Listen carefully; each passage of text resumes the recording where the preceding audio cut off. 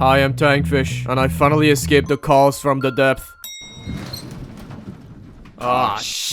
Welcome back to Doors. They finally did some renovation on that 1-star hotel. Now it's a 0.5 star and officially considered a crime against humanity. People in my comment section keep asking me to play the new update. It's fun, they said. It's amazing, they said. No, the game just became more of a pain in the ass. The last 10 rooms now literally gives me psychological trauma. Oh, and the rooms. Don't forget the fucking rooms. Oh, hell nah. It has 1,000 doors and takes 2 hours to complete. Fuck that shit. The entities in there are basically the original ones, but with 2 fewer lines of codes and somehow more annoying. It's not hard though. No, it just requires a metric tons of patience, which is something I do not have. After playing for 10 hours straight, I had a severe mental breakdown when I finally finished the rooms and realized that OBS wasn't fucking recording. Did you know that the Canadian healthcare does not cover mental health problems? Immediately after arriving at the hotel, many red flags start to show up. Why is the lobby empty? Where's the receptionist? Why did the elevator stop working? Is the 94% positive rating even real? Clearly, the smart decision to do in this situation is to trespass illegally. You know, MatPat's theory on this game is pretty convincing. With the demons and angels, you being a cryptozoologist, and the hotel being an abandoned World War II hospital. But I like to think that the player is just having a schizophrenic episode and running around the hotel, barging into other people's room and stealing shits, while the monsters are just staffs trying to stop the player. I'm getting off topic. The objective of this game is to go through 100 rooms without getting touched by the entities of the hotel. You can go in solo or with up to 12 people, though it is recommended to play with a smaller group since hiding places are limited, and only the fastest will survive. In this shitty hotel, the staffs will kill you on sight for not paying bills and for stealing the gold coin chocolates intended for the customers. There are quite a few of them, and each have a different method of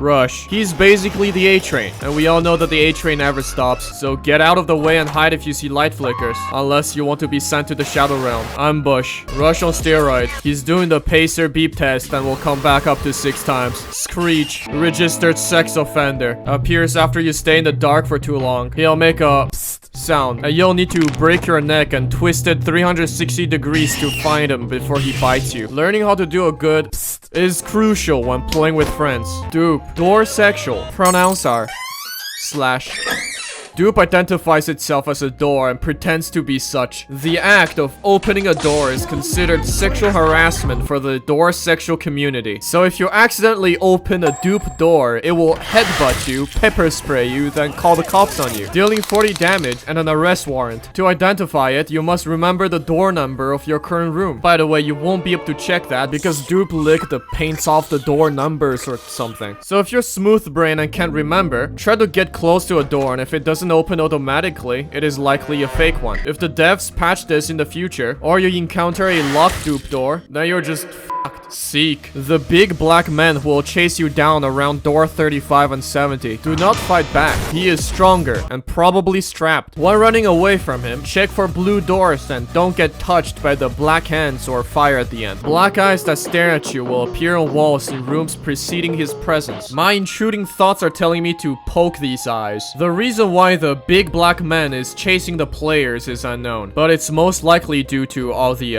arts. Jack. The homosexual man who refuses to come out of the closet. If you open a closet that he resides in, he will jump scare you. Sometimes he does that after you open a door too. Probably doing some gay shit. He screams then run away like a little girl. To be honest, I don't understand his train of thought. If I were gay, I would love to be stuck in a tight space with another dude.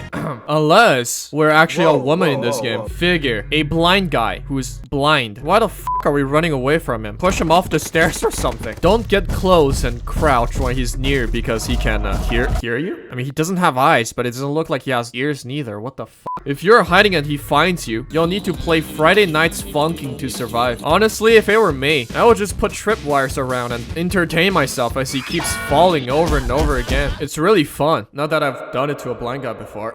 Halt. He's a fucking liar. He's called halt. It means stop, not walking in the other direction. He's telling me to turn around, so I turn around, but then he rails me from behind because I'm supposed to be going backward, not just turn around and stand there. Change his name to walk backward, not halt, for fuck's sake. Eyes, don't look at it. It will give you insanity and make you kill yourself. Putting more points into willpower will only slow the process. Do not give in to your intrusive thought of poking it. Shadow, the guy with the really mic, he jump scares you by blowing his mic like this.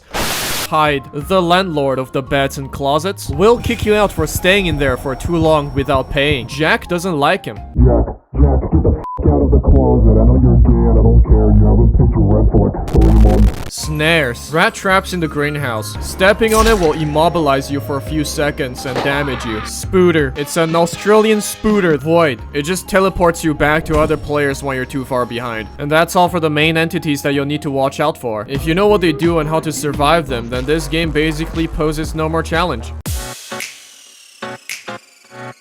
There are items that can help you survive in this shitty hotel. You can steal them from drawers and chests, or purchase them using the money that you stole from drawers and chests. Don't forget the stealing tip I have always given you guys. Always open drawers from bottom to top.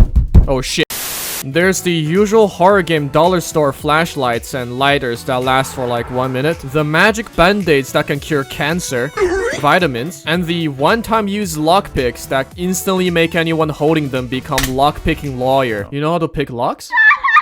Then what I have here today is a Master Lock 420, used very commonly in shady hotels. Huh? Let's see how fast I can open this. A click out of 1, 2 is binding, nothing on 3. the f***? Okay, let's do that one more time to prove that it was not a fluke. There's also the candle, which is a special light source that can warn players about the appearance of an entity. Crucifix is an item added in the Hotel Plus update that can invoke the power of Christ and grant you temporary protections. It can banish most entities to the Shadow Realm and immobilize those that it cannot banish. It gets destroyed after one use though. Can't you just pick up 2 sticks though? Like DIY crucifix. And finally, there's the skeleton key that can open any doors. It is required to access some hidden areas like the illegal plantation room in the infirmary. There's a in there that can passively heal you after touching it. It is also required to open the secret door that leads to the rooms. I highly recommend you to not go. Trust me, I speak from experience.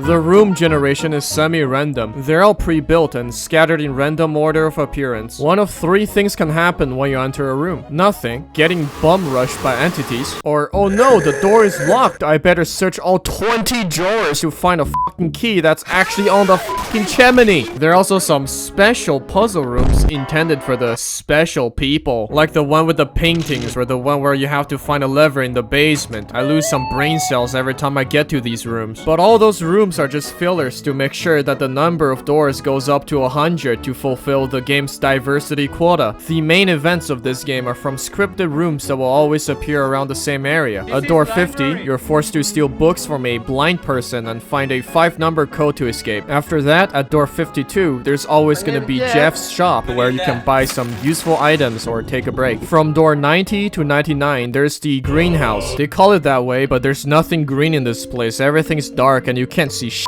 The rush comes, but you didn't realize it until it was too late because there's no flicker, so you run in panic to the closet but got snared, and now you're at the therapy, trying to explain to the guy why you're here because of a Lego game. Finally, door 100, behind which there's the electrical. The blind man with the goofy eye animation is back, and he is not happy that you stole his book, even though he can't read. Before the update, you could just run past him and get to the electrical box, but now it's a lot more painful. First, you have to find 10 switches and a key to access the electrical box while trying to not get mauled to death. After inserting the switches, this dumbass walks in a gasoline puddle and commits self-unalive by eating itself out of a window. Then you have to complete the Amogus engine task, after which you have to make a 50-meter dash to the elevator because the figure is back and he's after your ass. Then just when you think you're safe, this fucking goofy piece of shit breaks the elevator and sends you falling down to the basement. Pro tip, before hitting the ground, you should jump. It increases your chance of survival. Trust me. Oh yeah, there's also a rift in the lower floor where you can store an item for the next game. Basically a shittier version of Ender Chest. Other than these scripted rooms, there's always gonna be 2 big black men chasing sequence in a game. You cannot escape that.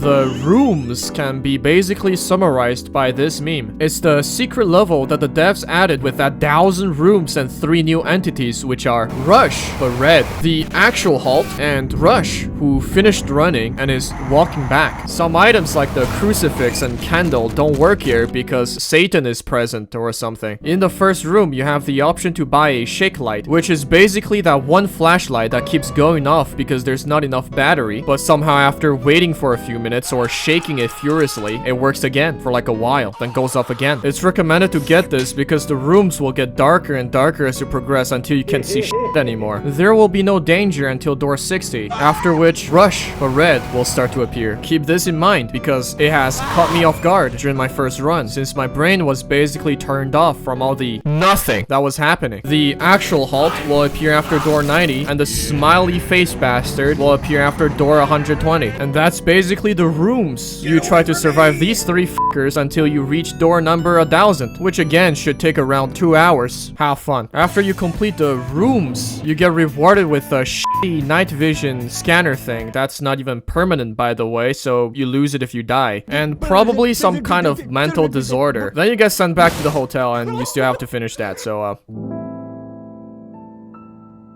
currently, there's only the first floor in the game. The second floor will probably come out in like 6 months, then get delayed for another 3 months, then get delayed again for like another 4 months. I don't know why the kids just keep playing this game over and over again. Personally, I don't see any replayability other than the achievements. Don't get me wrong, the game is fun, scary and all, but after you spend 10 hours in the rooms, you'll get emotional scars like me. Now I get PTSD when booking hotels. I pee my pants when I see office rooms. And now I have to get Airbnb. Anyways, that's it. Subscribe, like, and comment, and don't forget to click on the bell, or I will send you to the rooms.